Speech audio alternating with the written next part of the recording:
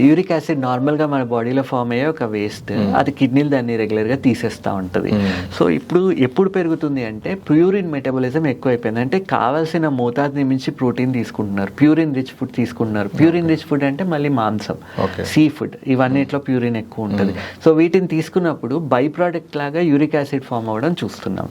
So ఈ రకాల foods ఎక్కువ తీసుకున్నా, ఆల్కహాల్ ఎక్కువ తీసుకున్నా, కొంతమంది ప్యూరిన్ రిచ్ వెజిటేబుల్స్ ఉంటాయి, మన ఇప్పుడు నార్మల్గా తీసుకునే స్పినాచ్, పాలకూర ఉంది, మష్రూమ్స్ ఉన్నాయి. సో ఇవన్నీ ఎక్కువ తీసుకోవడం వల్ల కూడా ఇది యూరిక్ యాసిడ్ ఎక్కువ అయిపోవడం చూస్తున్నాం. ఇవే కాకుండా ఇప్పుడు కూల్ డ్రింక్లు, షుగరీ సిరప్స్ అని, హై ఫ్రక్టోస్ ఉండే కార్న్ సిరప్ లాంటివి, లేకపోతే షుగరీ సిరప్స్, ఇవన్నీ ఎక్కువ తీసుకున్నా యూరిక్ యాసిడ్ పెరుగుతుంది.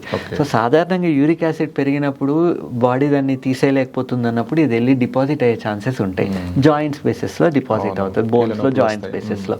సాధారణంగా గౌట్ అన్నది చూస్తాము. గౌట్ అన్నది ఇప్పుడు బొటన్ వేలు ఏదైతే ఉంటుందో, బొటన్ వేలు అండ్ కాల్లో పెద్ద వేలు ఏదైతే ఉంటుందో అది వాచిపోవడము, అక్కడ ఎరిపోయిపోవడము, వీళ్ళకి విపరీతమైన నొప్పి రావడము, ఇవన్నీ చూస్తాం దీంట్లో.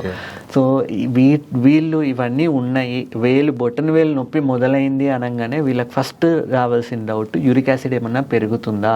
సింపుల్ బ్లడ్లో serum uric acid levels check చేయడం వల్ల ఎక్కువ ఉంది అంటే ఇది వచ్చే ఛాన్సెస్ ఉంటాయి. కాబట్టి దీనికి ట్రీట్మెంట్ తీసుకోవడం వల్ల, అదే కాకుండా ఈ లో ప్యూరిన్ ఫుడ్స్ తీసుకోవడం వల్ల, లేదంటే ఈ హై ప్యూరిన్ ఫుడ్స్ని కట్ చేయడం వల్ల, మెడిసిన్ తీసుకోవడం వల్ల, సింపుల్ వాటర్ ఎక్కువ తీసుకోవడం వల్ల వీళ్ళు దీని శాతాన్ని తగ్గించుకోవచ్చు.